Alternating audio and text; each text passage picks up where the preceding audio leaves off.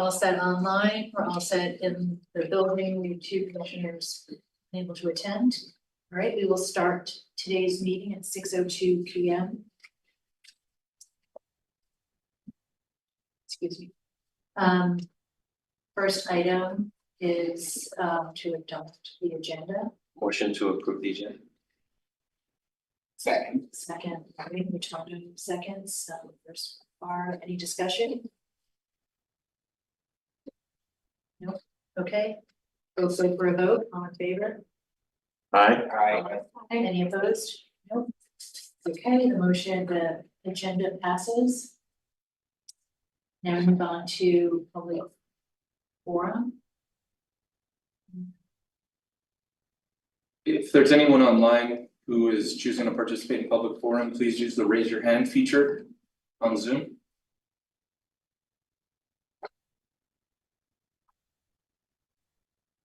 Anyone who's in queue at this time. Okay, so then we'll just go ahead and close out on the forum.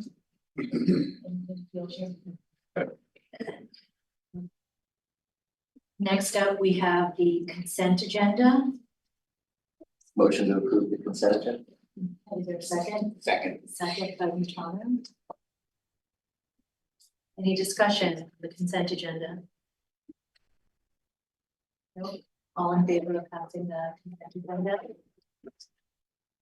Aye. Aye. Aye. Any opposed? Nope. Right. The consent agenda passes.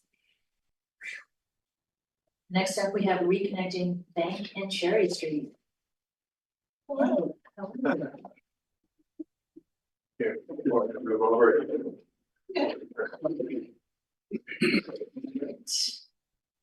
Hi, everybody. Julie Arsaki, Public Works Engineer. I am gonna get this technology really. Chip, and do you want to give your? I'll do a very quick while Julie's getting set up. Chip Spencer, Director of Public Works, our Division Director of Tanks and Services, Auto Wheelock. Julie Arsaki, Project Engineer here for Reconnecting Bank and Cherry. In my mind, this is a tremendously exciting project for the city. Urban renewal was a ill-informed project decades ago that severed our downtown and really created a barrier north-south through our downtown. Thanks to the diligence and creativity of our city team, we've secured TIF funding and 2 federal grants in order to reinvest $55 million into bringing great street standards, not only to the new 2 north-south streets that will reconnect Pine and St. Paul, but also Bank and Cherry. In a rehabilitation in partnership with City Place Burlington to really relaunch the vitality that used to exist in this part of downtown, but has been an activated part of our downtown for far too long. So I am really excited about the new energy here and the momentum behind this project. It is a project that is in partnership with not only City Place Burlington, but our businesses and our organizations in the downtown core. And this is a balance. We have narrow rights of way, trying to accommodate all modes. I think we have done that job well. We're looking for your input here tonight, both on what we can approve in terms of where we should have more seating or where we should put bike parking. But fundamentally, the kind of bones of this design have been informed by 10 years of planning studies, by development agreements with City Place Burlington, and past council actions. That said, we want to make sure you're going to need to bring future regulatory action to adjust where parking is, if we look at other regulatory changes. So before you feel that, we've brought you regulatory changes without you reviewing the concept plans, we're bringing those to you as well. But we will be bringing this to the full city council as they need a preferred alternative to be able to use federal funding. The NEPA review process that many of you are familiar with, that the feds require, needs a preferred alternative. The council needs to designate that and we would welcome your recommendation to the council. Thank you, Chapin. Julia hit it. Great background there. So as Chapin mentioned, this project has a lot of history. It's been around for a long time.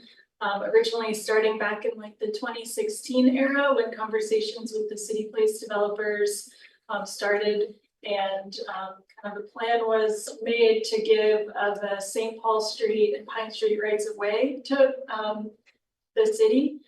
So at that time, the project was kind of within the bounds of our waterfront TIF district. So it ended at Church Street. It didn't include the 2 blocks to the east that are highlighted in yellow there. So advancing the design in the original project, we actually already have an approved preferred alternative for the project area that's highlighted in red. And then the new blocks added to the project that we were able to add when we received the federal funding because we weren't tied to the TIF district anymore, is what we're currently seeking approval for. So the concept is based on many years of planning, going back to the citywide transportation plan from 2011, which designated downtown as a slow zone designed for 20 miles per hour.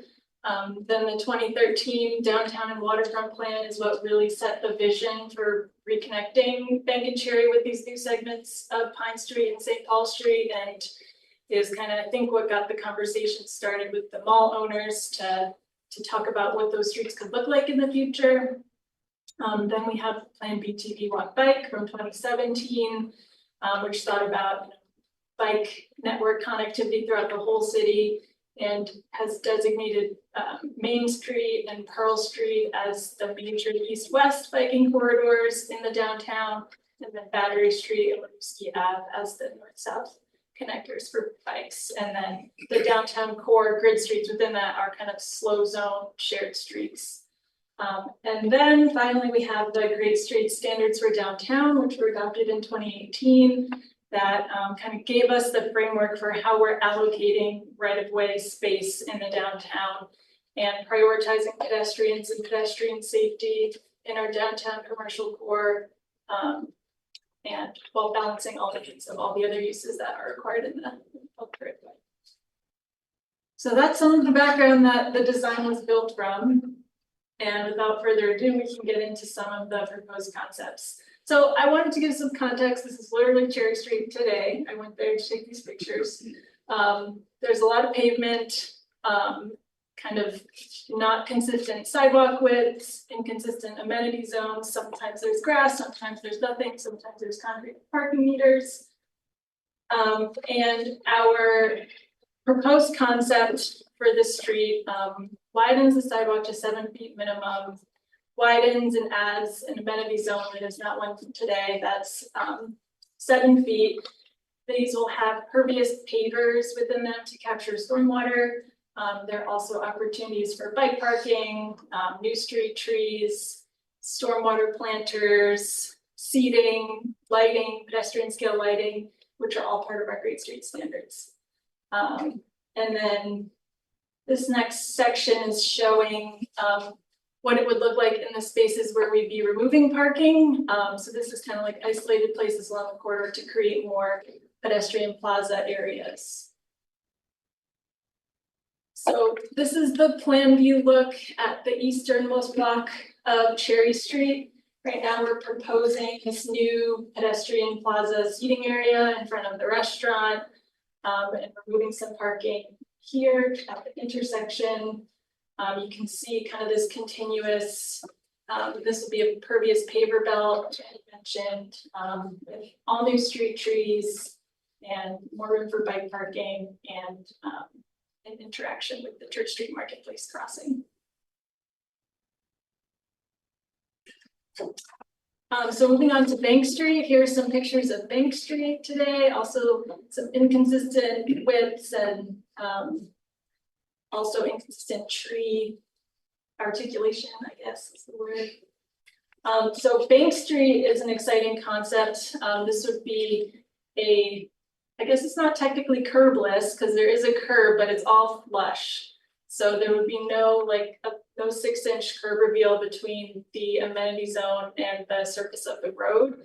And this is to facilitate using the road as a shared street and a festival space where we can close down the road for weekends in the summer or for special events, and make it a more accessible and easy street for more than just cars. But the sidewalk and the roadway will still be distinguished by the amenity belt, which will have vertical elements, again, benches, trees, lighting, bike parking, and then the parking lane that still keeps the two spaces separate for a ADA accessible path. Street. And again, this is another image just showing where we would take some parking to add more areas for pedestrian plazas and seating areas. And here's the plan view of Bank Street. One thing it seems like so far we've spoken to, there's some agreement that the Frankie's pedestrian seating area is a good location, but we've heard different feedback about this pedestrian plaza in front of the jewelers. There may be other parts of the street where this seating area could better serve some businesses, or maybe we do want activation where there aren't street fronts to bring more activity to that side of the street. So we're definitely looking for that type of feedback. We are also proposing to remove the right turn lane at the Winooski Ave intersection. Right now there's a left turn, right turn. Our traffic analysis showed we can get by with one lane and add some more separation between the sidewalk and the road here. So moving on to the new blocks of St. Paul Street and Pine. They are both these commercial minimum streets from grade streets with parking on one side of the street and relatively narrow travel lanes. So this is the new City Place development, the big white block, and this is the old LL Bean building here, just for context, and then the transit center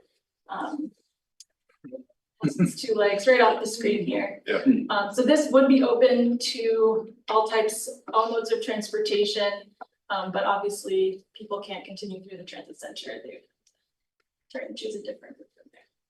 It's probably important to just highlight that for this section of St. Paul Street, it has been designed to accommodate transit vehicles, because a key element of reducing transit vehicles crossing the marketplace and being as direct as possible, we now, for the first time ever, would have a straight southbound alignment for the Pine Street bus or other south end destinations. So this really opens up an opportunity, and we had to do a little reconfiguring at the throat of that intersection up at Cherry Street to be accommodating the southbound transit movement, which is really serpentine coming out of the reverse aligned DTC. Reverse lane design. Yep, and I guess I'll also add that we have worked with this property owner to relocate one of their driveways off of Bank Street and onto St. Paul Street to help with the pedestrian experience along our curbless Bank Street. Yeah. And preventing us having a driveway right into an intersection. So here's a section showing, this is actually for both St. Paul Street and the new section of Pine Street. And here's a graphic for Pine Street, which when I started on this project, I didn't know it was going underneath a building, but that's what we're building. I was wondering what the great experiment. Yeah. That's Yeah. the 100 Bank Street building that exists there today. So we're going under one of the, it's not exactly where the old parking garage entrance ramp used to be. It's one to the west, one bay to the west that will be going under with our road. We have our roadway easement with that property owner. Again, yeah, parking on one side of the street. The street grid does get a little offset to the west, Laura Wheelock, Public Works, for those who are just hearing my voice. And this has to do with being able to provide a pedestrian facility on the east side of this, which is on kind of the top of the screen. So right now, the existing mall's garage went where the bay is, where the pedestrians are being proposed, kind of at the top of the image, by offsetting the street. It's west, which is down. Pine Street and Main Street becomes kind of an off alignment intersection, and same thing with Pine Street's reconnection to the north across Cherry. It'll actually help with a little bit of the traffic calming, keeping this as a slower area by having this offset, as well as those who don't want to choose to go underneath the building. It also could be a really unique space as part of our right of way. And we are proposing always stops at the two new intersections of Pine Street. But we would be keeping the signalized intersection at St. Paul and Cherry where the transit center. And actually, the always stops have already been implemented. They've been in front of the commission under previous years as we looked to implement the construction traffic for supporting City Place and all their entrances and exits. So they're actually operating as always stops currently. Let's get new lights. Yep. So a little bit of our schedule. We had a public meeting at Contoys on May 23rd. We went to the Church Street Commission to talk about how our project intersects with Church Street on June 12th. We're here tonight, June 26th. We have been having discussions with the TOOP. We first met with them in May and again last night, and we'll talk to them again in July. To ultimately get to the city council on July 15th, we'll be seeking the approval for the concept for the new blocks. And then from there, our consultant will get into developing the design more. There's lots of survey and utility coordination that has to happen as part of our concept design. And in that window, we do still have the flexibility to like move pedestrian plazas and pick where amenities are going and that type of stuff. We're targeting October for our environmental permitting submission, because that you take 6 full months before we can move on to final design. And ultimately for our congressionally directed spending grant that we received for Cherry Street, we have to have our construction documents ready by June of 2026, or else we are in jeopardy of losing our funding. For the RAISE grant, for the remainder of the project area, we have to have our construction documents ready by June of 2027, or else that funding would also go away. So that's the presentation we have tonight. Happy to hear your questions and comments. I will add one piece, which is when I was talking about the upcoming regulatory changes, one key one that we have discussed with the commission in the past, but did not get the support of previous commissions, was looking at a 20 mile an hour speed limit downtown. We have designed these streets from a design perspective at 20 miles an hour. The speed limit, however, is 25. The goal here is to create safe shared streets. When we approached the commission probably 15 years ago, there was a fair bit of dissension around whether this was a proper public policy move. My sense is times have changed. Council is interested in this. The staff is interested in this. The staff is planning to bring forward a recommendation in the next month or two on this. And so that is yet another element of making sure that our regulations really match the design that we're trying to create. So, thanks. Great. Thank you. We have no question. Would that be a miracle? I know. So you know what, I'll start because I usually go first. Because Cheers, Brian. last month.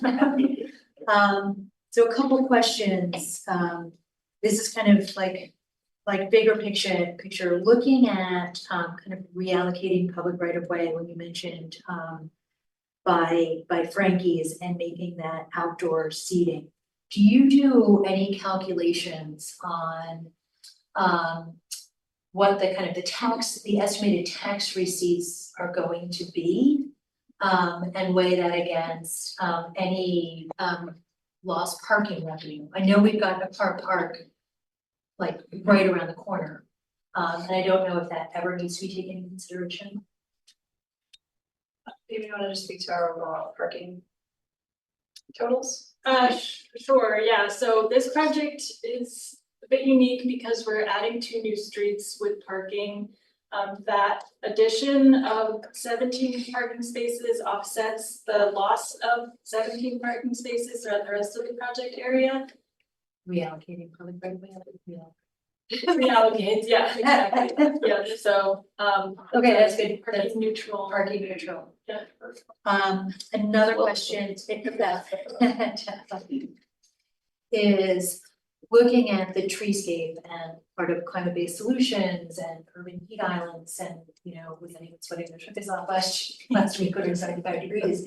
Are there any kind of evaluations and calculations on some of the cooling aspects of the treescape in the, what do you call it, the amenity? Yeah. Amenity belt? There have not actually been calculations about what the offset will be during the Great Street Standards development from 2016 to 2018. We did do a canopy review of the downtown, and there is kind of like, which is a giant hole of underdeveloped tree canopy because they don't have the underground infrastructure to support them. There has not been a study done as to the cost that it takes to put the infrastructure underground to develop the trees to then get the offset of the heat island effect for the lack of trees yet. But there was at least an aerial spatial analysis of the gap in the density of our urban forest. Okay, I think it would also be helpful to kind of look at, you know, how many trees are there, right, you know, just on Cherry Street today. Yeah. And thinking about like, what's there now, what are we Right. replacing and not just. And I think it's just important to clarify that part of this project that the soil cells will allow a much more robust tree canopy, even if the number of trees is similar. The size of the trees with what we're providing for a growing medium will be dramatically different. Okay, Additionally, the support of the water infiltration and feeding the trees water, which helps on our stormwater ecology end of the world as well, but the trees help us mitigate that challenge. I love infrastructure, like this is so, like, let me take a minute. I think these are really important messages that it isn't just, you know, we're connecting a street, but we are really working on, you know, our city climate plans and stormwater and. Okay, just a couple more questions. What's the clearance underneath 100 Bank Street? 12'6" 12'6". is what it's being warned as. 12'9" is the reality. Okay. What's the clearance? So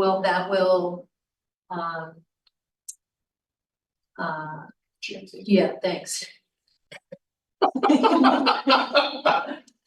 Spend half the day with Grace. Yeah, so buses clearance. Now, I'm not saying this is gonna be the Notch Road, but just recognizing that GPS takes people on the most direct route, wondering what mitigation plans we need to have. And I don't know, like, the top foot of you know, any of the delivery vehicles that go to town. But just making sure that, you know, the city isn't, you know, now paying for crashing into Bank Street as a result of GPS. You are not the only one that is concerned about that. Obviously 100 Bank is also concerned about that as well. At each end of the building, there are what we're gonna call headache bars, but there is a vertical physical barrier, kind of like as you enter a parking garage, but even a little bit more rigid. So there's a bar that will show you 12'6", and then there's even gonna be a little bit of a black bar. To be able to indicate that, but Spikes on the tires. so we are working to physically prevent that pinch point even before someone actually makes it under the building. Okay. Yeah. And I think that will be worth revisiting at some point when. Yeah, standard highway clearance is 14 feet, so it is definitely less than the standard highway clearance for. I think this goes into also just the construction of the streets, that they're tighter, they're narrower. Yeah. They invite Well, coziness. Yeah. Okay. And that goes, I think, to the, that 20 mile per hour speed limit, in downtown. I know we're not at that point yet, but I think as we are kind of introducing this new, connection in our corridor, the urge for people to kind of cut across and through, may be enticing for those in the vehicle, but recognizing that, we need our, bikes, pedestrians to be safe, so I really support a 20 mile per hour speed limit. That's all I have, that was quick, me. Sure, Tanya. What can I say? They seem like pretty great streets. Thank you.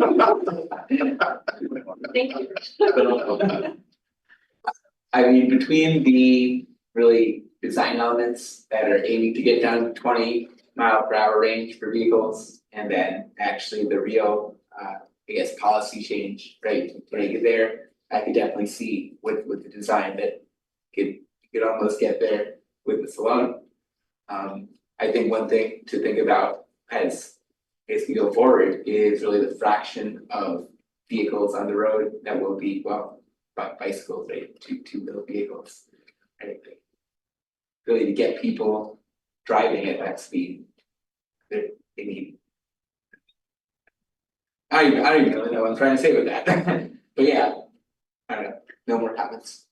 Okay, thank you. Commissioner Fox. I echo what's been said, it's looked great.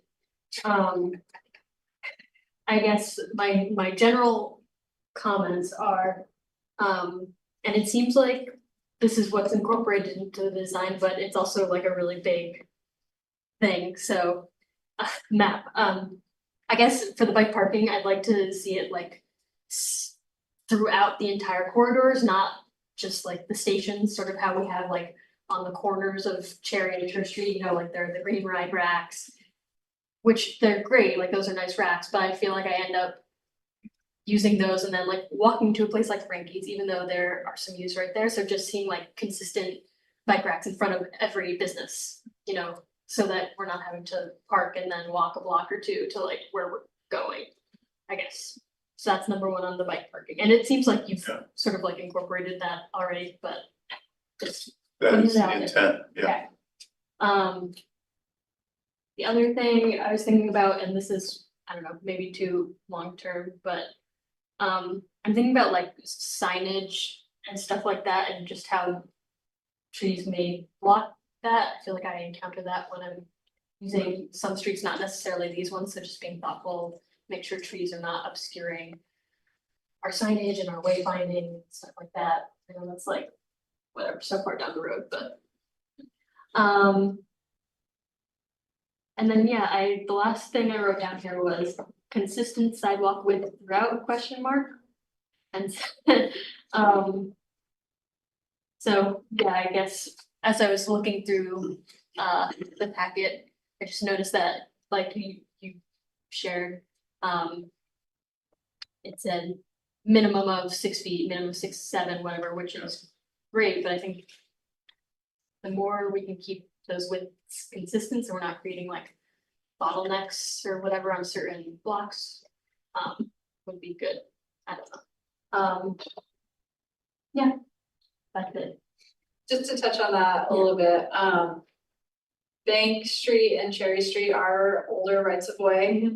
There are natural encumbrances that have already been granted over time or taken without notice for past survey practices.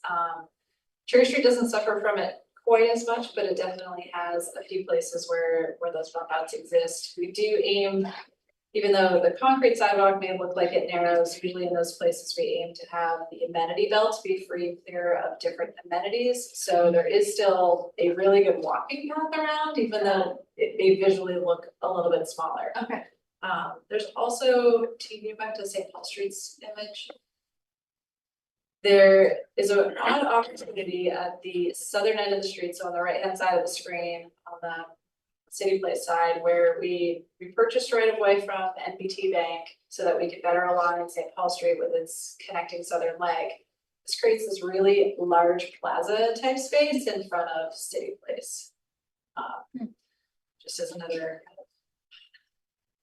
I'm gonna go with our unique sidewalk fabric that Burlington has. What would be the location for public art? Public art is gonna be on that corner as well as also on the Cherry Street corner of St. Paul Street. Ooh, good. So, thank you. Commissioner Barr. Thanks, you guys kind of hit on several of the questions that I had, but I would, looking at the bike parking to carry that one through, is it possible to use the, and I'm not sure what they're called, but they had them in Madison, Wisconsin, I think you went on that. Did you go on that visit from the city? On the parking meter posts, they had those rings that you could use all along. I don't know if that's something that No parking meter posts. can't use them. Getting rid of them. We're getting rid of. Oh, you're getting rid of them, okay. Could you replace those posts with the circular bike parking rings all along this? No. I'm just thinking that might be something that would keep them in a Right. very route or place. We are, Look at that as it Yeah. relates to the signage that will exist on the street, but we do have pretty consistent pairs of bike racks that will be throughout the entirety of the corridor. But in places where citing those is possibly a little sparse or in conflict with whatever other amenities exist, that's certainly a reasonable piece of infrastructure to consider on these streets here because they're immediately curbside. And don't have other facilities that you can cross that a bike would be obstructing where the signs are gonna be. Main Street is a different scenario because of the way it's configured, but these 4 streets would be a reasonable opportunity for that. And the last one was about the speed limit. I can't remember if I was here. Was it the city council that did not agree it with was the 20 miles? commission, but it was probably 15-20 years ago. I was 15, so I don't know. Yeah, Was it under previous direction? yeah. Oh, anyway, it's high time. And I'm just curious, is 20 miles per hour too fast? There's a lot of places that have 15 miles per hour. UVM tries to enforce it on their campus. I know that the hospital has it on there, but 15 might be something worth considering. Especially for these narrower streets that are now reconnected, but not intended to be race tracks to get where you want to go. Need to look at what state statute allows. I know in designated downtowns, we are allowed greater flexibility across the state. You can't go below 25 miles an hour unless you're in a designated downtown. Here we are. So we will look at options and bring you something. I know Philip is already working on this item. Because staff is excited to bring this forward in this new day. And the council's been asking us in the walk. Put her in the gas. Yeah, the walk bike council's been asking for it, so like, it's time, Yeah, okay, so. that was it. Just toss those. We're also funny around here. What other guys? We are working on proposing for your July meeting, I believe it's what our outreach strategy is gonna be around this item. But do know that, yes, the streets within this project are being designed for 20 miles an hour, main streets, signals and corridors designed for 20 miles an hour. And ironically, there is a 20-mile-an-hour sign on Lower Church Street that I found the other day. It was like, look, we did this already, but someone put this up for us, so yes. We'll be back very soon. Great, thank you. Vice Chair Jamie. Not to harbor on the 20-mile-an-hour thing, what is is it specific streets or is it a particular zone in downtown? Just looking ahead. For the downtown It district. could be any Yeah. designated downtown, Okay. which is a little bit of an interesting boundary. It extends a little beyond the Pearl, Winooski, Main battery that all of us would immediately think of, but it gives a little bit more inflation. Okay. But I do think that those core streets at minimum Within that are core, where yeah. we are highly focused, and we'll take a look at some of these peripheral streets that we have the possible flexibility to consider. and then on the sort of amenity placement, I'm I know most of Bank Street is not really part of what we're looking at now, but I'm excited about the curbless, or term curbless street. Yeah. I think right after the last public hearing, I was having dinner downtown and there was people around me talking about it. They were very excited about the curbless street and the potential for it. And it relates back to the amenity location just generally across this project area. I actually think I like the sort of bike parking in more consolidated areas as we look to maybe have more of these parklets that take up parking spaces, hopefully narrowing down the road. I can see potential infrastructure now making it difficult that staff then would have to potentially remove or make it difficult to access. You know, our ability to use parking spaces not for cars, but for these other public purposes, and not trying to necessarily pit things against each other, but I'm really excited about, you know, folks that are gonna drive to the downtown garage, walk down Main Street to get to sort of Church Street, and I can foresee that if we could really push for these parking spaces for these other purposes, it's creating this sort of gateway into the city as people approach, come in from their cars and things. So just a general comment. Like that. Don't want staff to have to do more, if somebody coming through with an application to use a parking space for a That's single precisely- restaurant or something. The feedback we're looking for is that the bike racks, from what I hear, should be proximate to retail, but not in front of retail, such that if there's activation in the parking spaces in front of it, we don't have to move the bike racks. Right, to me, the goal, you know, then that is removing the car parking space. I think we're achieving a lot of goals at one time. Through that I think the mission generally agrees with. So that's it for me. Great. Thank you. So we'll close commissioner comments on that. Any public comments? Anyone? We're all cheering. Anyone online? Just a reminder to use the raise your hand feature if you're online hoping to participate in public comment. And this time there is no one in queue. Okay, great. So this is an action, a motion to approve. So the proposed motion is Public Works Commission recommends that the City Council approve the Great Streets Reconnecting Bank and Cherry Street concept design. Motion to approve. Thank you, Commissioner. Second. Any discussion? No, all in favor? Aye. Okay, any abstentions or? Aye. Aye. Yeah. Okay, all right, that's an aye for myself, that passed unanimously. Thank you very much. Public comment is still open if you choose to want to weigh any other thoughts. So we move forward. Thank you, everyone. Thank you. All right, so we'll close item number 5 and move on to item number 6, Stanbury Dale Road pedestrian zone pilot.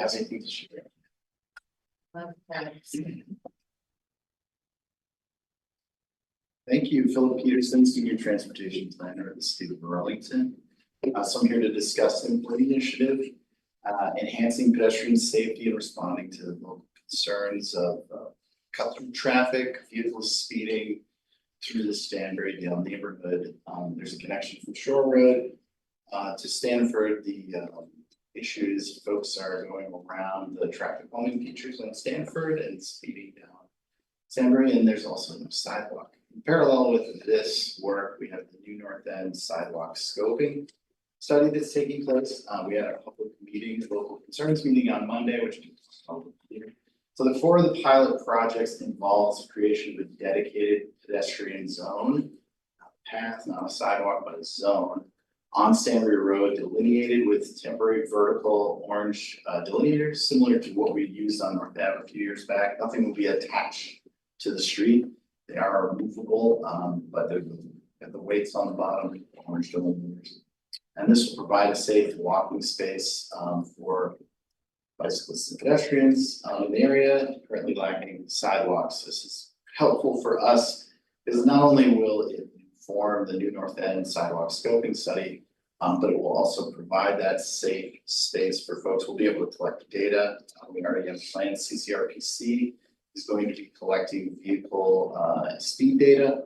And then we will take a look at some bicycles, pedestrian data. And get some input. So one thing that we did is we took occupancy counts and found that it's very low. The max is 5%. And so the vertical delineators, along with whatever cars are gonna be parked on the western side of the street, will provide this narrowing of the street, which will, so it's gonna slow down vehicles, provide this space for the local folks. And that's what we have proposed. And it would go from July until after Halloween first.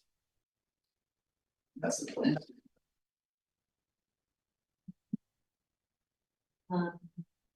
I can pull up a drawing.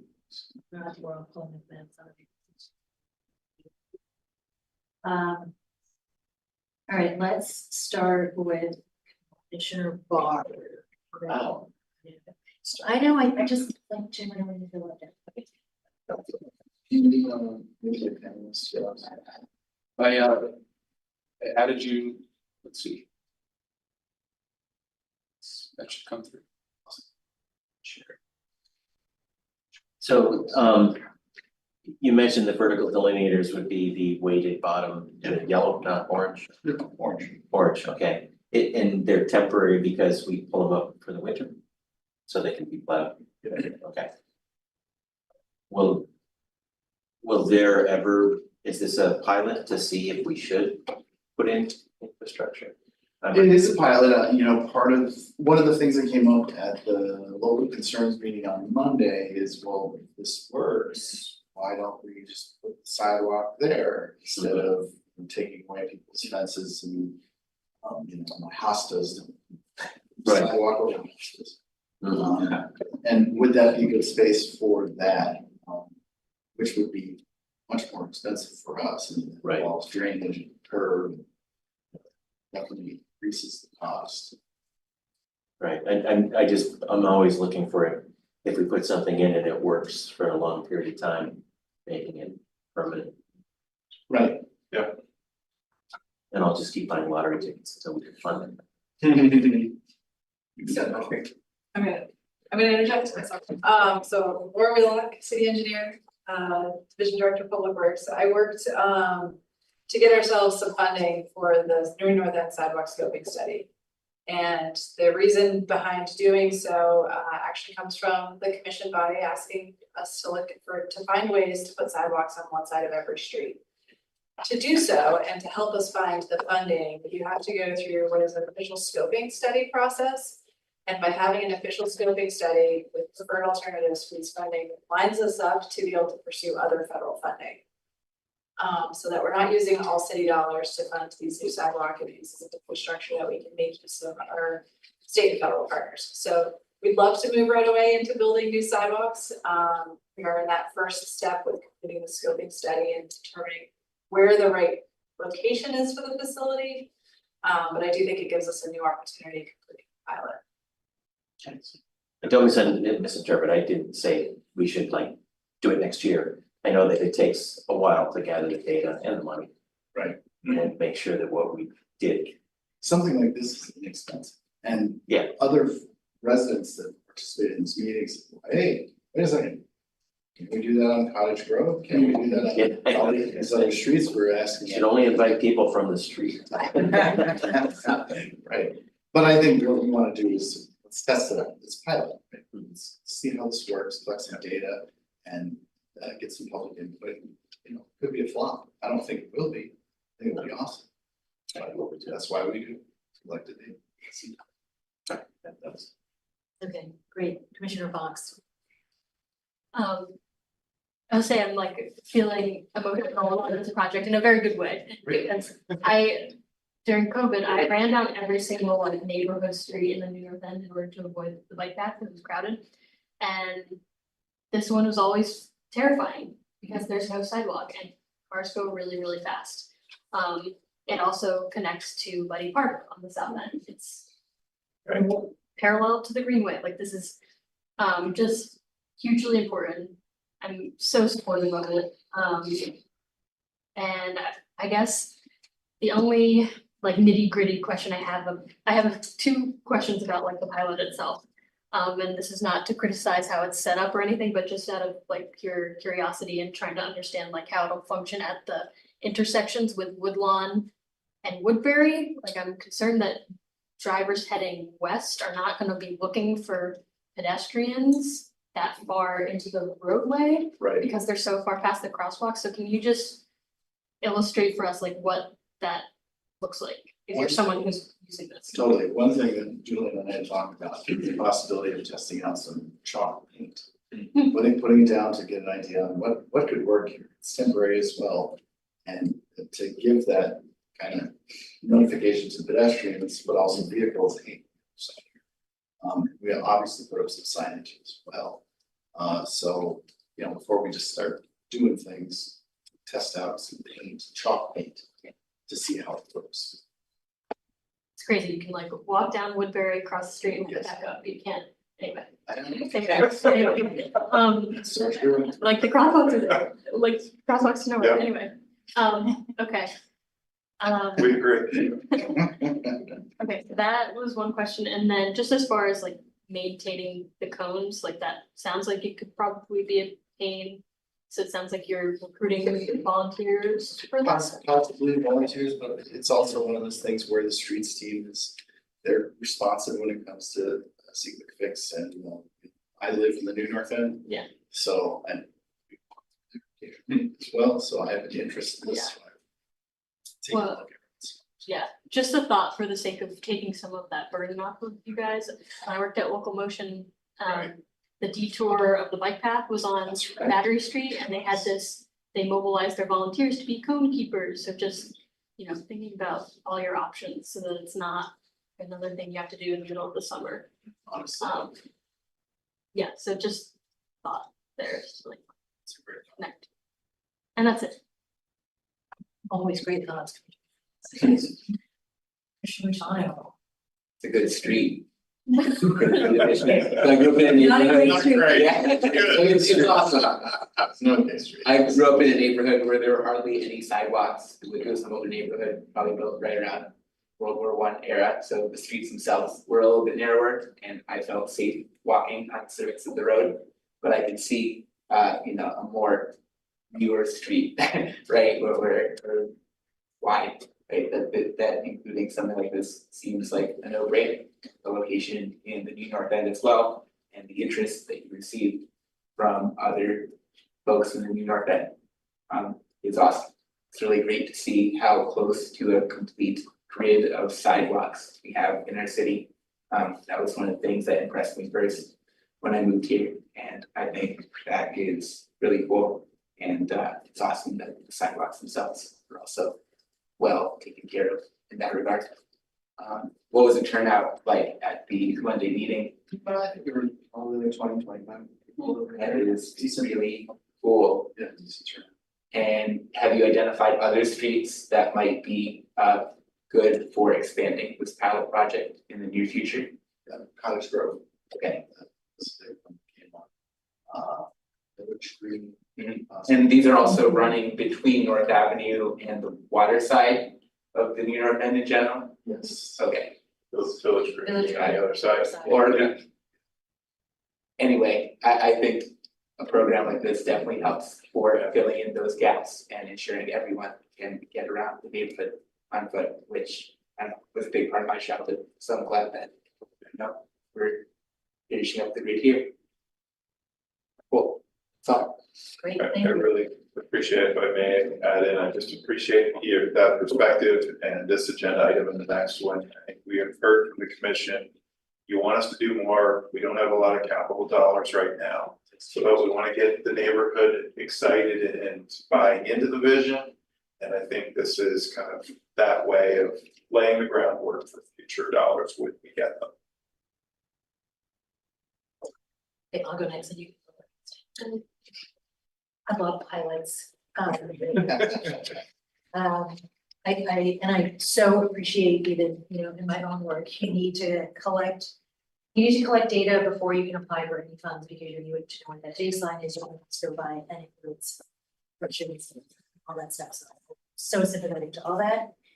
And I'm so appreciative to Director Spencer and staff for hearing the commission and our comments about some of these like easy wins for neighborhoods, so thank you for that.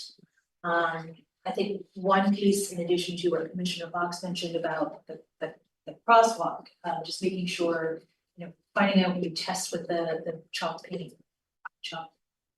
Yeah, whatever comes first, you know, that you have either, you know, clear signage, you get some feedback from pedestrians and from other road users, that this is gonna work. And then I think finally is, what's a general timeline on something like this from when we go from an idea in a neighborhood? So this feeds into this sidewalk scoping study, so it fits into a larger agenda. But then we have a pilot and then collecting the data, pulling this up for winter and funding and implementation. If I were a community member, what's that communication piece of like, well, we'll get back to you in like 5 years, or what?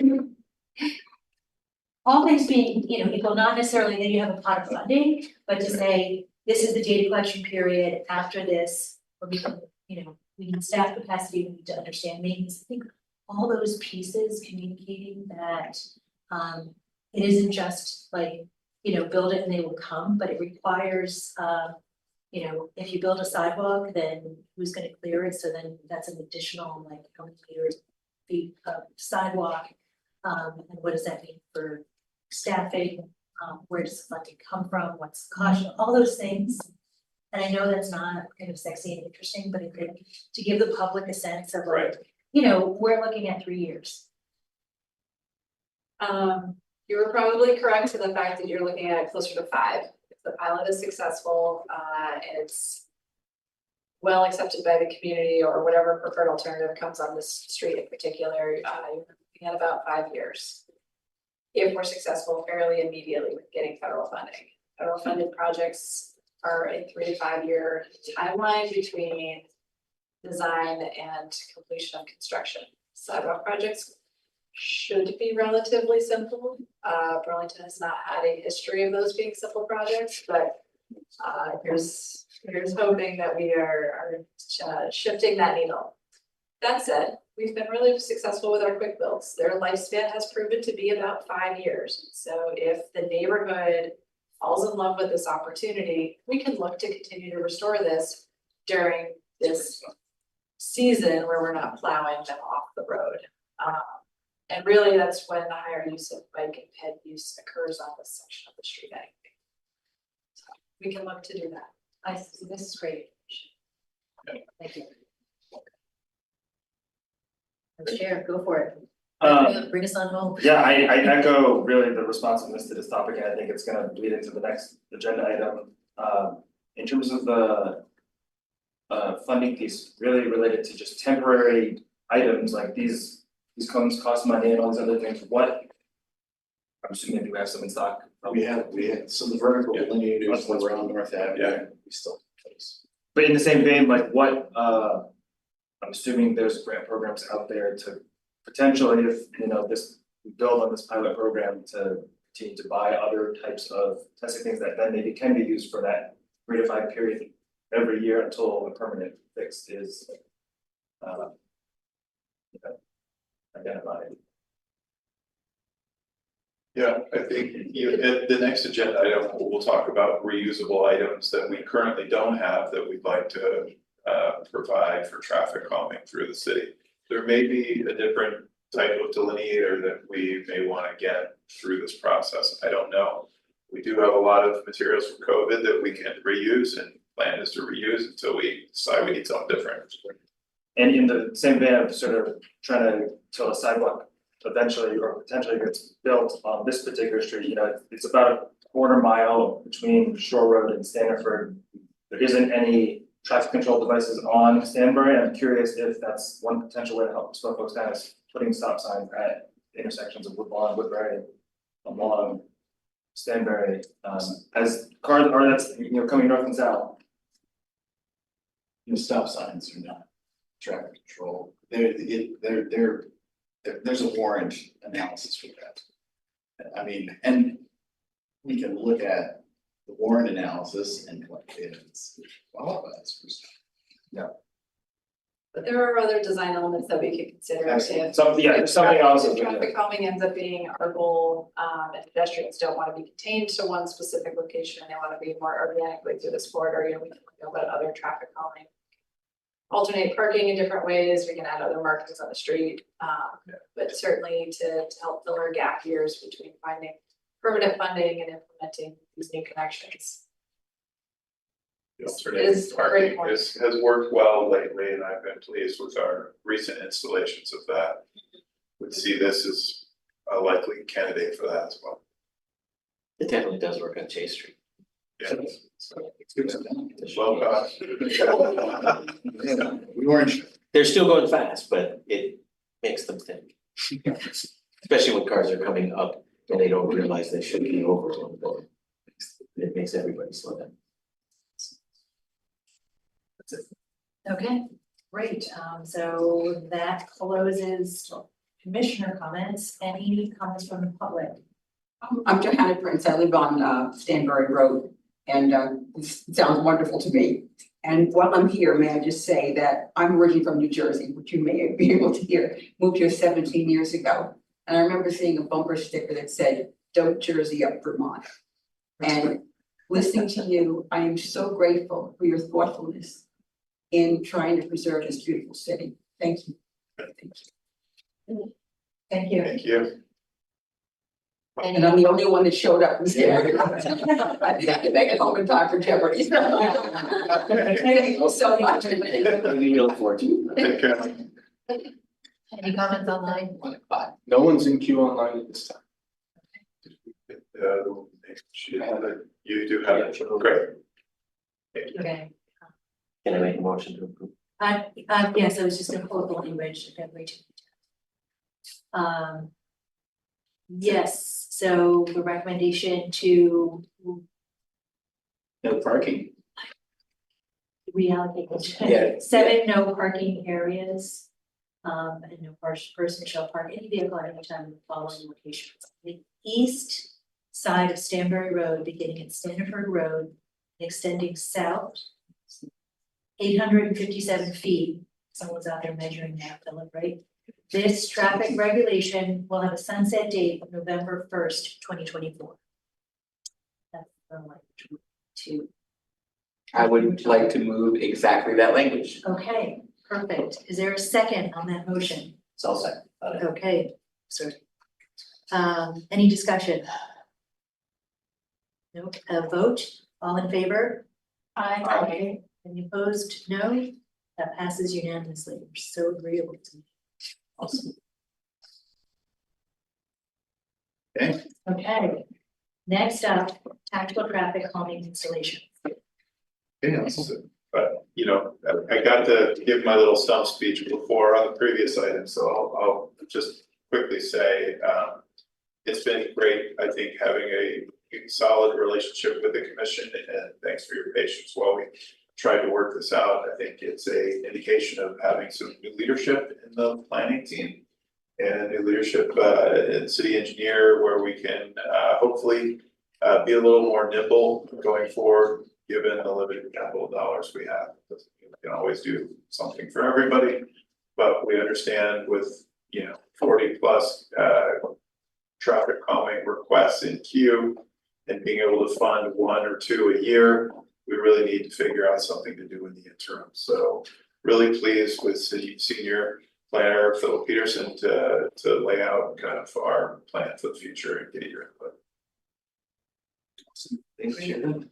Again, Bill Peterson, Senior Transportation Planner, and we're going to talk about tactical traffic calming installations. As you know, traffic calming is fairly expensive. Currently, we have 56 requests in queue 25 of those requests have data that's been collected that shows that they're qualified for some kind of a traffic calming treatment. And 3 are in the construction pipeline. One is definitely in construction and staff. So our hope is to kind of be more strategic to address some of these requests and some of our current challenges. None of this is a surprise. This is just kind of reiterating information that we already know. We do have some limited funds. The funding gaps, the transportation fund is hit a little bit. We've had some staffing shortages as well. And it's also important to know that these traffic calming projects are fairly time consuming. You know, it's not just a one size fits all. Every street is like a fingerprint. You know, there's drainage issues, there's utility issues, and there's, you know, it gets complicated and it gets complicated very quickly. So what we want to look at as a strategic solution or resolution is some rubber speed humps. They're cost effective, they're efficient, and apparently they're effective. We called some local communities, in particular at Salem, Massachusetts. They use this particular brand of rubber speed hump that works very well, and they're also dynamic. We could move these things around and be a little bit unpredictable for those speeding cars. And the cost is, it's very, very advantageous. We did a speed hump on South Prospect Street last year. It cost us $34,000, whereas rubber speed hump would have been $2,000 to $3,000. Same one. I know it's expensive. So this is what we'll be looking at purchasing. Nice thing about these particular speed humps, as long as they work, is they have a 15-year guarantee. So that's great. So if they're working out, if they break, well, okay, awesome, then we get more. This is kind of what we're hoping to do. Where are we hoping to do that? Well, we want to look at the 3 main kinds of streets in the city of Burlington and how they behave before we just go all in, push all our chips in the middle of the table and start buying a bunch of these rubber speed humps and putting them all over the city. We want to test them out and see how they work on an arterial, a collector, and a low volume street. And so we try to be strategic about that as well. So Grove Street is our arterial, Elmwood Ave between Spring Street and North Street is our collector, and Gosport is a low volume street that happens to not be a low volume street during certain times of the day because you have schools, but it's still considered. So we know all about Grove Street. All you East End people know all about Grove Street and trucks and traffic and the speed. So the speed's up there, a lot of crashes. It's definitely a dense residential area. And so we're looking at putting in 2 of these speed humps. And we want to do it in such a fashion that there's like distance, you know, between 200 and 300 feet apart to maximize the effectiveness. And then the cars don't have an opportunity to pick up speed again. Elmwood Avenue, not quite as bad in terms of speed. Definitely some crashes, but collector, and we thought this would be a good candidate for collecting information on. It's also close to a couple of different schools, so that's advantageous as well. Gosport, which is in the north end, very wide street. One of the interesting discussions that Julia and I and our intern had the other day is this is such a wide street that the speed hump, well, it's not going to get from curb to curb. These cars are going to go around it. Okay, it's like a chicane. They're going to have to slow down anyways. So go around it, that's okay. You're still going to have to slow down. And that's pretty much it. And we want to give you guys an opportunity to ask questions. Conversation. That's kind of the plan. Great. This is what I was saying. I'll start because I'm gonna get everyone to turn to track on that. So I love this idea. You mentioned that they're dynamic. Yes. So how can they be secured into the ground so that they can, so it's not like show up, say, college students people. Great, It's one of the warranty on these is we have to use their connectors to the street. And so, yeah, they go to right Okay. to the street, not going anywhere. Okay, great, and so, I didn't, maybe it wasn't there, I didn't get it down. You wanna test it on these 3 streets, what's the timeline for? What's the timeline? We have, I think we have a PO that's already been open and ready to take the order. And then once you put these in for, to test, is this a pilot, so is there a start and an end? What kind of data are you gonna collect, and how do we know, at what point is it Right. like, this has really like had an impact on crash reduction, slow traffic? So obviously we have data on the streets, so we're going to, and we're looking to order new counting equipment because our ATRs have stolen it when it's broken. Have to order those, so but we're gonna collect that data. We have data on those streets already. Right, So now, pretty simple, we collect data after the installation. That's gonna let us know what the effect is. okay, great.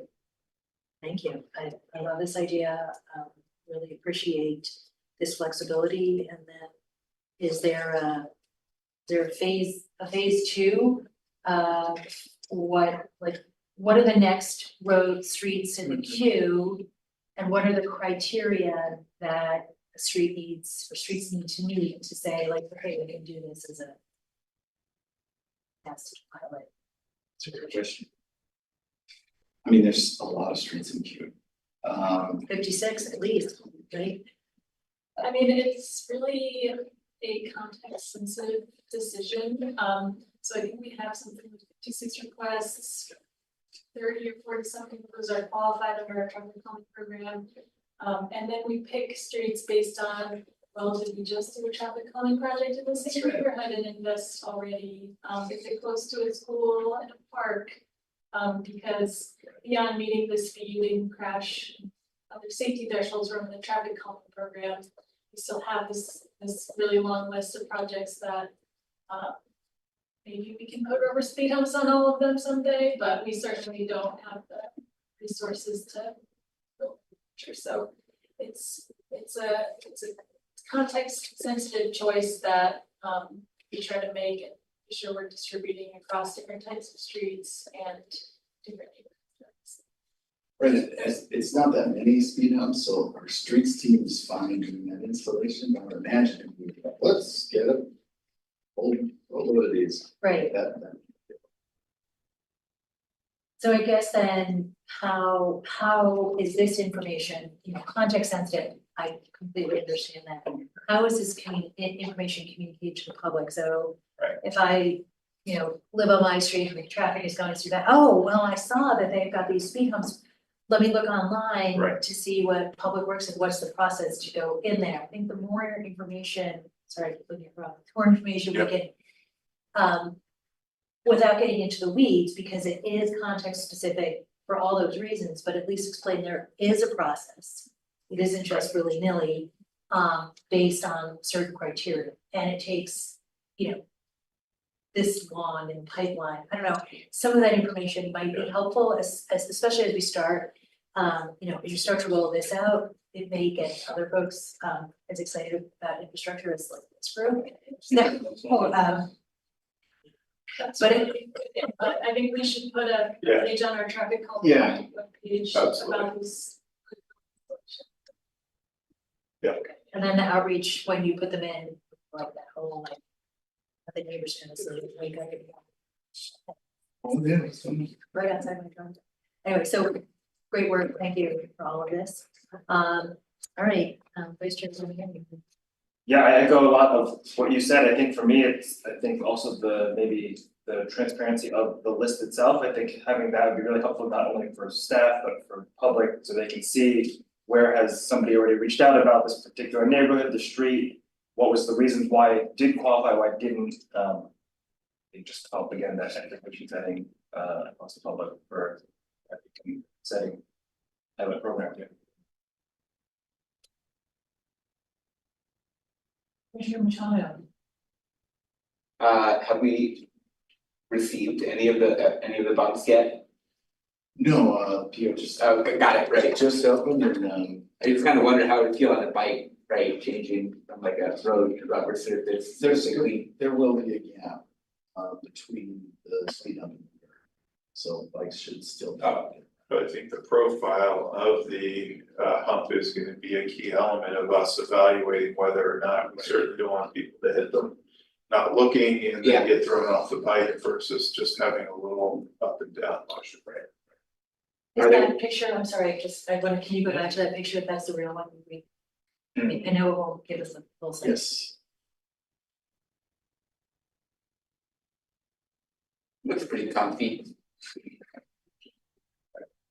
They certainly sell much shorter width ones, which are much more jarring, so. That's exactly what I was thinking, like, are there multiple designs where you're aiming for maybe a slower speed? I'm probably familiar with maybe more of like a parking garage kind of one, Right. where it's an abrupt shift. And like, if you're not a comfortable rider or something, I imagine seeing that on the road, right, it's like. Yeah. But the aim is to go for 25 miles per hour on these roads, and what is the aim, less than 25, 20. even Grove Street would still, We would hope for 20, okay. All right, that's what they have. got it. And what area in Grove Street in particular, is this like Bayberry Court sort of area, or the park Near Chase, near the Chase? Yeah, So about where the park yes. is located? Yes.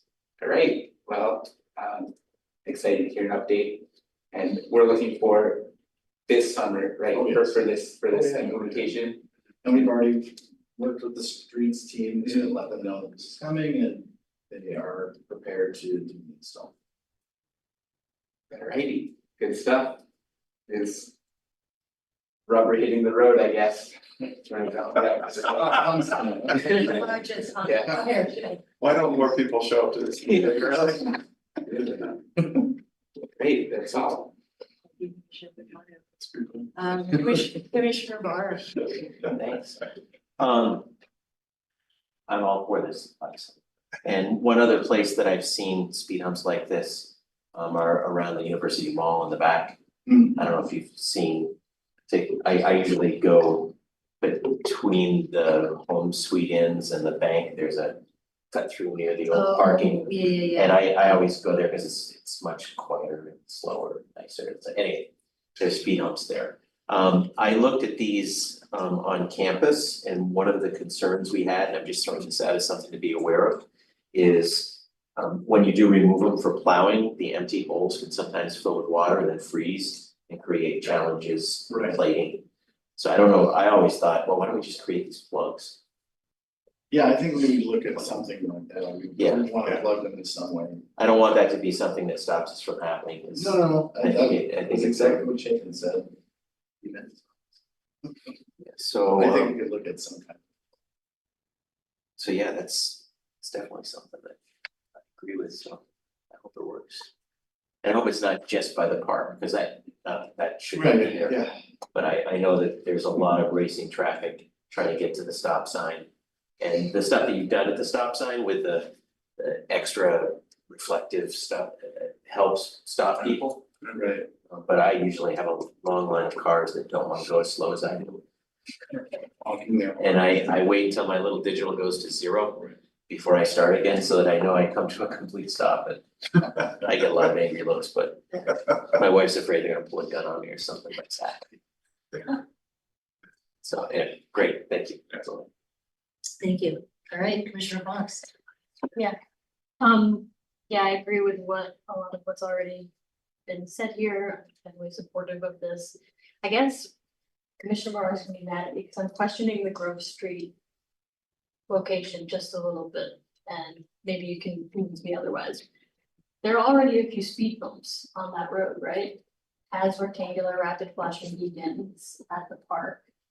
So I just feel like there are already some traffic, and I'm not saying that it's not worthy of it, but like that road is pretty slow around that intersection, it seems like, because of the parked cars, because of those rectangular rapid flashing beacons. And so I'm just questioning, is this actually like the very best place to try this out? That's all. But it's not slow, I can tell you, from us getting speed No, counts. I'm not saying it's not worthy, I'm not saying people don't go fast, I'm just trying to, yeah, think So- through those. Our proposed features are more where the land use changes to the residential Yes. area. And even though the street narrows down there with parked cars, our data showed that the 85th percentile speed was 33 still. We know that people's ears are getting hit and knocked off their cars. So this is really for that like more dense residential section of Grove Street as you approach Chase. It's not the whole stretch of Grove Right. Street that's in Burlington, And there is one speed bump between Bayberry and the Right. crosswalk at the Right. park. which is further south, yeah. You're still with Okay, yeah, that makes sense. Okay, I guess that's it, we just need to be convinced a little bit more. But we're also just testing it out. Yeah. On an arterial. Yeah. This arterial is heavy. And truck traffic gets pounded. And so we wanna know, is this gonna hold up another arterial?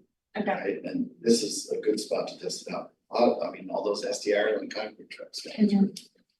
Unfortunately, this is the different way for everybody in Winooski for sure to get to like the airport and Yeah. get to South Burlington, everything Go to goes the Oh, yeah. dump, that's when we see Yeah. you, Jim, when you're done. at the dump, see, Whenever we see hanging you. out. It is also an interesting location to do a direct comparison against some of our permanent installations of the traffic calming. We, in our traffic calming policy, have shied away from being able to install these types of devices on our arterials because it's not usually an appropriate use based on our goal of moving vehicles, and keeping them out of residential spaces. But this is one of those locations we already do have some on the street, and we have the opportunity to do a traffic comparison in our data collection between the temporary ones and our permanent installations. Good stuff.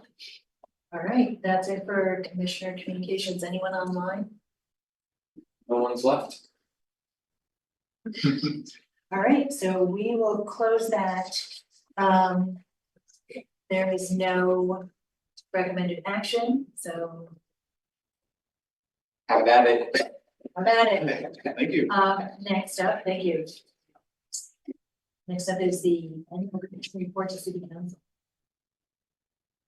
Okay, so, we, put a draft together. We received some good comments from the chair about things to add in.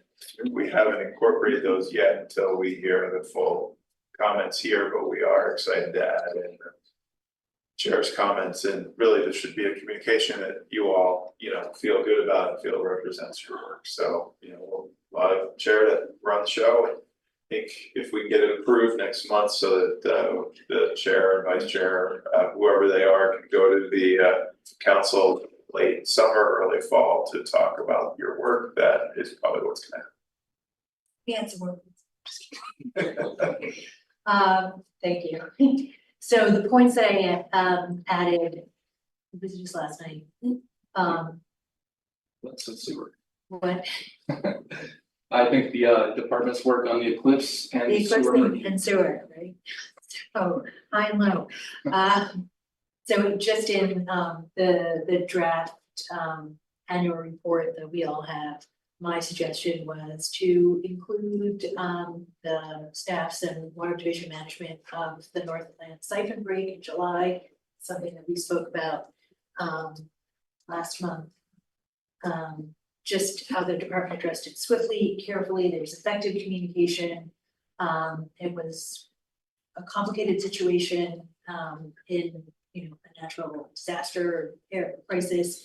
And I think it was really handled well. We actually came to that decision as a group. So I thought including that is really important. And then another thing was how, and it could be even 2 things.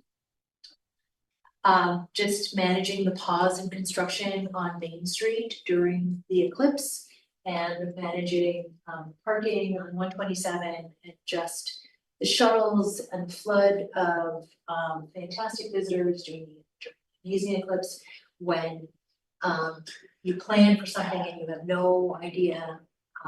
You have no idea if the sun was gonna shine, if it was gonna rain, it was gonna snow, it was gonna come. And it just went super smoothly, so I think, highlighting not only the, meat and potatoes of the work of staff, but also these extra events that really show, sort of the cohesion. So those are the two things I wanted.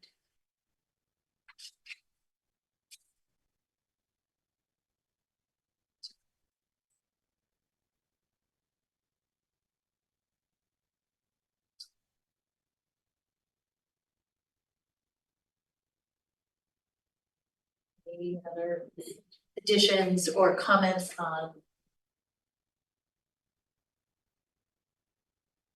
Like you don't have to include. I agree with your suggestion. Okay. So, I guess the only question is, what opportunities, or the opportunity, that word, what, like it's representing what the commission has overviewed. I'm curious as to what process the city has for sort of departments to really kind of share what the staff is doing, the, you know, all the legwork of everything to share with city council. Like, these are all the amazing things that staff do.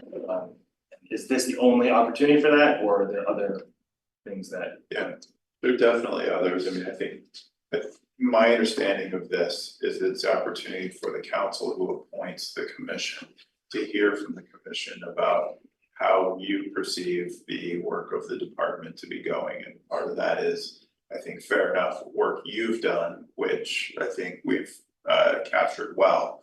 But I think your reflections about how the department's doing overall is fair game, because they appoint you to get into the weeds more because they don't have time.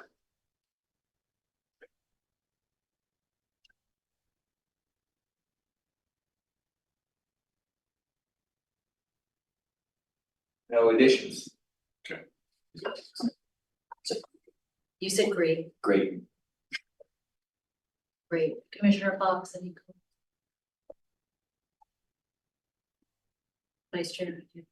No additional comments? No additional comments, so, all in favor of this version with the, 2 additions? All in favor, say, wait, Wait, so wait, do we have to make we don't have to make a motion? But this, yeah, You this do is it just in July. information. This is information. You'll Okay. need to vote in July, and then we'll need all your signatures to, or at least whoever's on the commission at that time to sign it. Okay, So we can update the draft and have it Yeah. in your packet. So- perfect. I was just asking, I know that Commissioner Hogan is not on the commission, right? He's the only one. He's the only one leaving. Yeah. I'll still be here, I just can't be chair, because I'll still be here, you're not getting rid of me. Much to Director Spencer, you've written. he's happy, he's happy. Really, I'll keep it to you. Okay, okay. All right, so, that item closed, no public comment. Should we decide what we want to add regarding the Great Streets Bank and Cherry project? That would be the one, you know, with Right. I think you're right, the summary of today's meeting, Oh, right. now that we've finished, can be added in. Yeah, Great just point. like recommended the Yeah. Approval. Tactical Yeah. traffic calming, I think, is something that they probably will also be pleased to hear about, so. Yes, so let's include tactical traffic calming, say three times fast. And the connection of Bank and Cherry with, 15-mile-an-hour.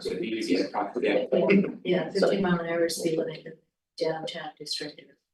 If they're looking for a parking place, they should be going slow. So we, with that. Yeah. Okay, wrap it in one really good sentence. We'll do that in track changes, so everyone can see what has been. I appreciate it. All right, we're a wrap on the annual commission report to city council. Next up, we have director's report. Got it. That's Well, great. Everything's great. Thank you. Hey, staff just wants to acknowledge, this is the last meeting for Brendan Hogan. I know he had a conflict tonight, but he has served for 6 years. Served, I think 3 of those as chair, according to our records from 2020 through 2023, including the COVID period. And, staff certainly felt like he well engaged the full commission. At times that made meetings run long, but I think they put a priority on hearing from the commission and the public and staff, and that we accomplished so much together. So we have put a thank you card together. Thanks, commissioners, for signing that.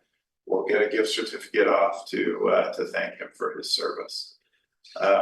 I have an update on the sewer bypass removal that was in your director's report. That work is going to start around July 15th and take about a week to remove. That's the siphon bypass up in the New North End by North Plant that was used after the July 2023 storm when the siphon under the river broke.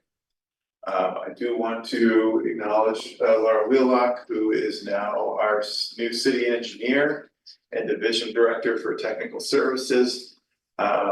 This is one of the most exciting parts of my job, is to ensure that DPW has a solid leadership team that will navigate very challenging waters with me.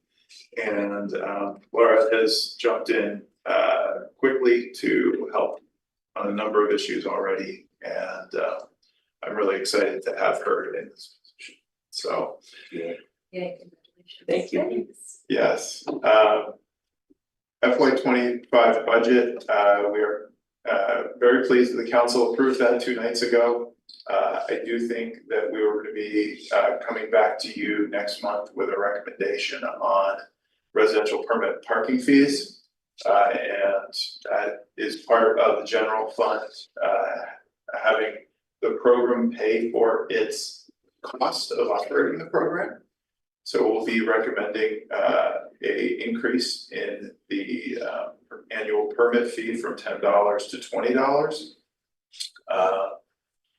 That will be coming, and then once the operational efficiency study comes out, we are likely going to have conversations with you about how do we do fewer things better than trying to do more things with less money in the coming years.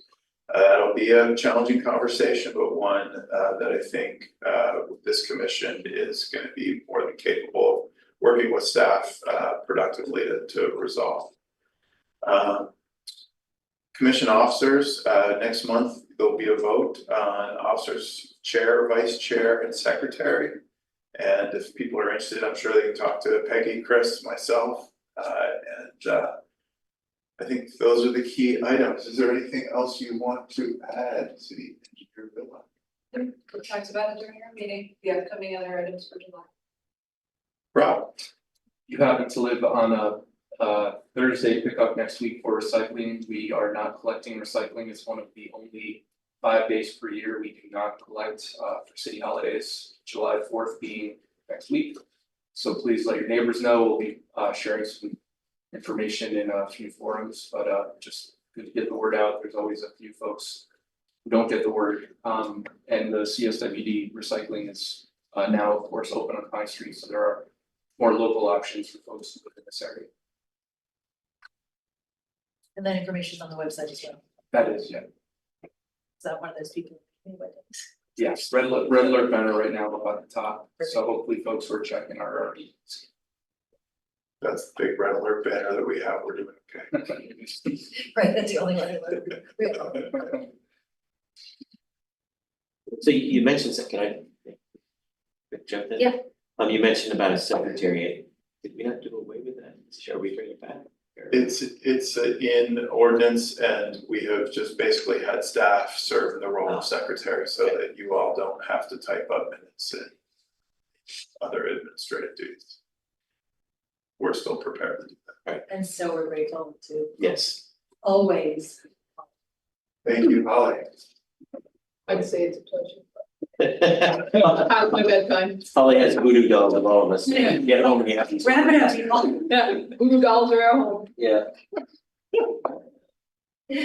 All right, And I love commissioner, surprises. commissioner items,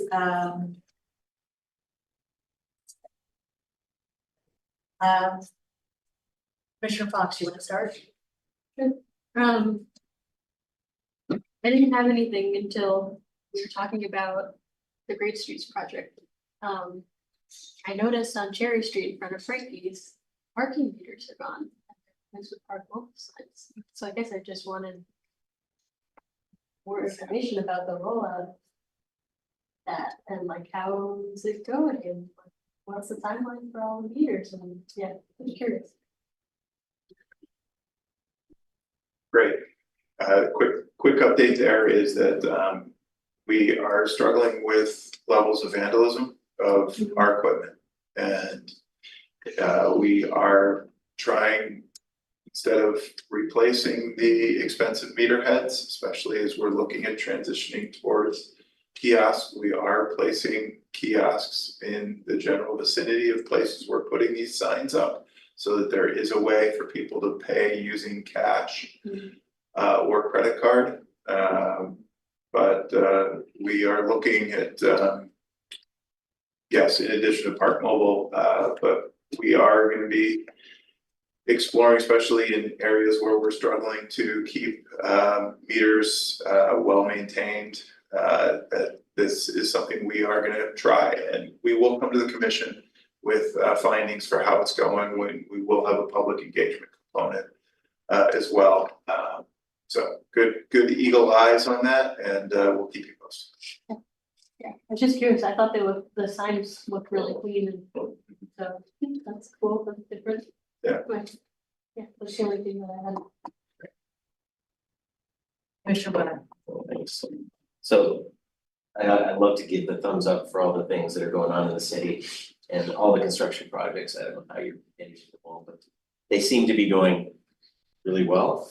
And I haven't heard any egregious comments from people about not being able to get here or get there. So I think that things are going extremely well. So kudos for that. Question about that, there's a speed meter digital sign that PLD Sten purchased with a grant, busted right away.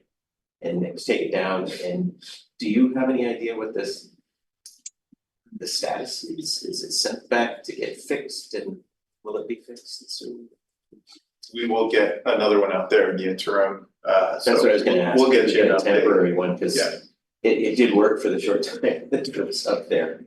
You all have done a great job to raise money to get us more greater speed feedback signs. We'll get one up there in the interim. Thanks. There's a small legal challenge of who purchased what versus who's trying to get something fixed under warranty, but.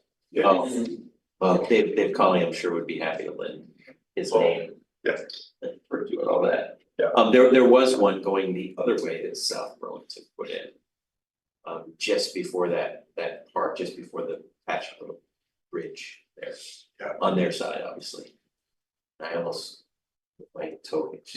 I can just grab it out here. It's a public meeting, Jim. Well, I was gonna put on my yellow vest and helmet, but it would be official. And the last one, because I get asked this a lot, we have Thursday lunches at the park. Is there any chance of getting more of a visible quick build at the intersection of Chase and Colchester?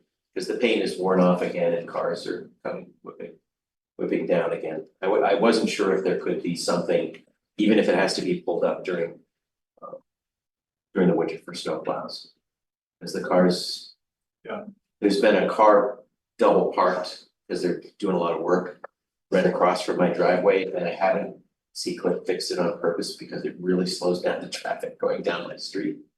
But just anything that could be done there, even another line of paint, because I think I'm the only one that uses it.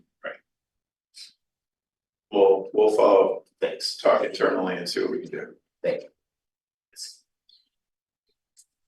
If I may just respond to your first point about construction, thank you, but you also reminded me of a very important update to give, which is that the Champlain Parkway is is starting now a very key and impactful phase with 3 raised intersections going in at Howard, Kilburn, and Marble.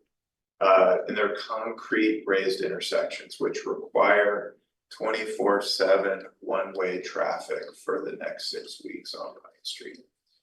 We understand this has significant impact on a number of the businesses, especially during weekends when the farmers market's occurring, on GMT service and the public.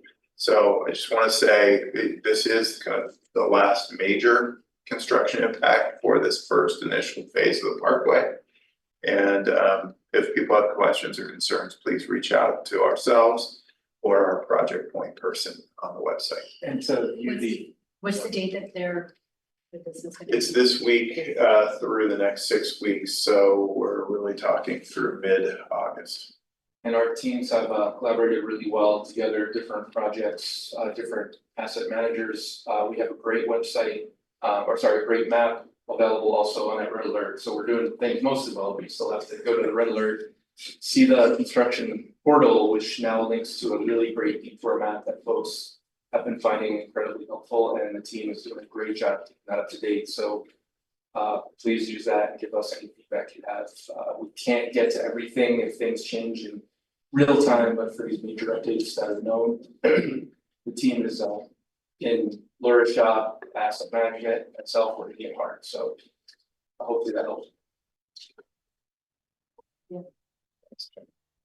We'll say it was in the construction update last week, so, In the weekly, yeah, so. Yeah. Yeah, I Hopefully was gonna say, I love from Natalie. Yeah.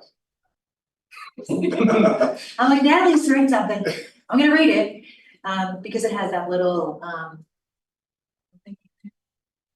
kind of construction thing, the little emoji. Seriously, it captures your attention, and it's just Natalie. So I do want to comment on that, because I do think that having our outreach consultants in the way that we've asked them to perform their tasks under these construction projects has really focused the community in knowing who to reach out to under which project, and not kind of blanketing all of our public officials on every construction question that they have, and also maybe not even blanket crowd nearly as much as he was, so.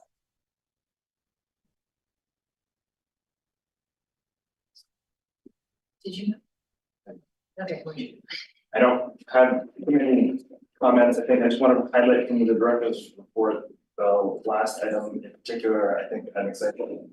This was a really exciting meeting. We're really moving forward on a lot of things, and I think the strategic planning section that I think we're hoping to have, I think will be really critical for the commission and DPW moving forward. Great, looking forward to it. Likewise, looking forward to that strategic planning session. And one thing that I think should be a part of it is residential parking discussion. I still think, right, at the very least, the permit program should pay for itself. So with the $10 annual, is it paying like half of the cost, or is it like getting closer? Like, what is $20, right? Does that just get us right over the mark for the staff hours and everything that we need to administer it, or a little bit more? Because yeah, We're gonna include those numbers in the memos. The $20 a month will cover the cost of operating the program, the enforcement, the administration. all right. And as we're looking more towards the future, thinking about how we want to use our residential streets in that central zone of the city, I definitely think that's worthwhile as well. Because $20, I think, like we said last month, it really is basically still a steal. It's like,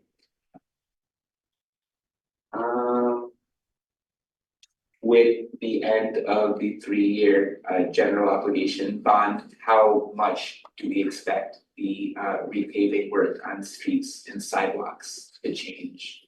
It's like half the rate, right? Like, really, what does this mean from an operational point of view with how much work is going to be done in the city in the coming years? sort of like a better picture that I wanna have in my head. As we go forward as the mission. We can bring that information, it's probably gonna be similar to this year, which is a mile of paving and 2 miles of sidewalk, but next year the sidewalk will decrease. So we'll probably be back down to a mile of paving and a mile of sidewalk. Which was where we were pre-2016 in the sustainable infrastructure plan. So on the positive news, there will be opportunities to go back to voters again. We're hearing that that's sometime in FY 27, 28, 29, and we're gonna know more once the administration has a chance to do more forecasting. All right, and I guess maybe the second item to include in that strategic planning is how these projects are decided. Now that we are working with limited resources, how do we ensure that there is meaningful change going on in each of the parts of the city? And no one feels left out in that bit. I know we've talked a lot about the actual data collection, right, ETV stat, and really integrating that in how we communicate these projects to everybody before construction starts, and then as it's going, including updates that really get down to that level where the work is going to be happening. Okay. But yeah, the project this year, awesome. Yeah. All right. I was gonna ask about sidewalks also, the sidewalks, part of my house, the vegetation growing, there's mud, I've fallen, this was like a couple years ago. Yeah, so pretty, I'm getting old enough that I might hurt myself. Have you reported it? I haven't reported it, and then a neighbor emailed me last summer, but we waited just because of all the water work, construction on our street. I was like, let's wait until water gets out of here. And all of a sudden, today, I was like, so we'll report. Do report. Cause he's been there like 25 years and his sidewalks are this. Because we walk up and down our street. Yeah, they're terrible. They're like huge pieces that are missing, so it's super icy. I know we're not a well-traveled street and our data point was like 5. But I will report that. I hope I get 20 feet of miles. The parking kiosk, so I was downtown today with the EVM car. To remind myself, don't forget the car, because I never tried it. And I did notice like the little, right, it's not funny, the little parking signs. I was on Pine Street, but right around the corner from the downtown center, and that street has its own bit of challenges, so saw those little things, and that was great, because I've got Park Mobile, and I was wondering like, oh wow, what if you don't have Park Mobile? I didn't, so I don't know where the wayfinding is, and I didn't look for it beyond like, oh, where would you pay if you don't? So I don't know where that kiosk would be. Is it even on that street? Center Street. It's on Pine Street between Cherry and Pearl. Yeah, this could be one of our areas. There are kiosks on Cherry that we've installed, but if it's on the Upper Pine section, you'd either have to go down to Cherry Street. This is probably some vandalized meters that we don't have a kiosk on Pine, Upper Pine itself. Right, I recognize that was probably a good move to meters from that street, so. But again, wayfinding to see how to. Yeah. Okay. And then, end of last month, Erin Malone from Momo's Market reached out. I was at a big barbecue with her, and she was requesting bike parking, and she wrote to all of us, concerned that her truck loading zone. So Momo's Market is on North and Willard. And she is on the south side of North Street. And there's loading and unloading. We voted on this years ago, right? Yeah. On the opposite side, but the trucks come in and pull up on the curb and the green space to unload on her side of the street instead of crossing the street. There are a lot of folks who use Momos who bike and walk, and she said she kind of scavenged, fender bender wheel, bike parking.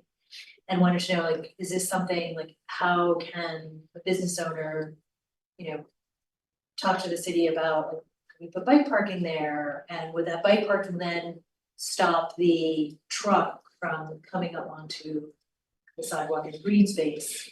And then also, is there enforcement for something like that?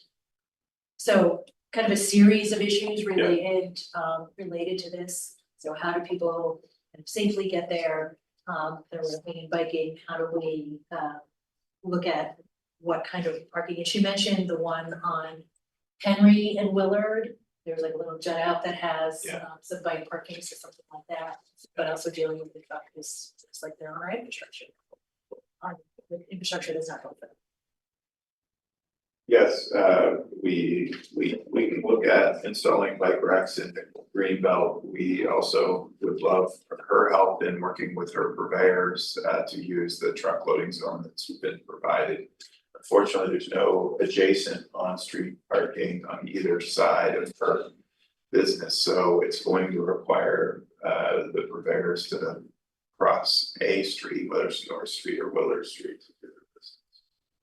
Unless I'm missing something there.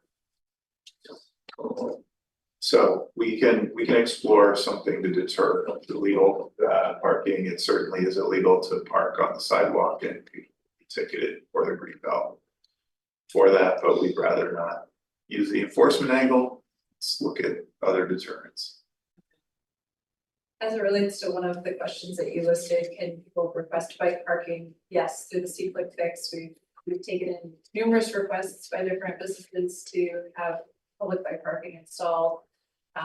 We do have those in our inventory to be able to deploy where people are seeking them. Okay. All right, one last thing about sidewalks. It's going on a little tear on sidewalks today. And it's a sprinkler issue.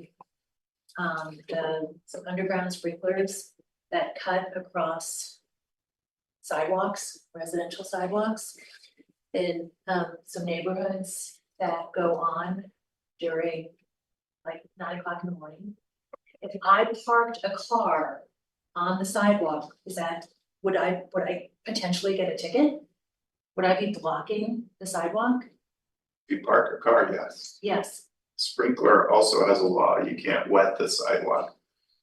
So the sprinkler goes across, sprinklers, several locations go across the sidewalk. I did a C-Click fix on this. Melissa's 15, she was in maybe kindergarten, maybe first grade. So that and the no turn on red at Union Street. So I don't know, it's one of those things where it annoys me if I'm walking and I have to go into the road because I can't, or if you start, all of a sudden you're like, oh my God, it's gonna go on. And I don't know if there can be like city communication for people who have sprinklers, like, put them on, sorry for the runners who run at 5 o'clock in the morning, but maybe have them go on, 5 AM, but during like commuting times for those of us who walk, it really is the infringement. Do we have addresses? If you can send us the addresses where this is a problem, because they should not be having their sprinklers aimed in a way that's wetting the sidewalk. It limits the use of the sidewalk and can't have them. So Okay. happy To to follow clarify, up. is that explicitly in city ordinance? the wetting itself, right, as opposed to like encumbering the sidewalk. Yeah, wetting is, I always thought it was strange, but then there's times like this where that's what the ordinance says. So get us the address, we can follow up. Additionally, they are supposed to have an encumbrance to place their infrastructure in the public right of way, which is a different problem. But the wedding one is also. Yeah.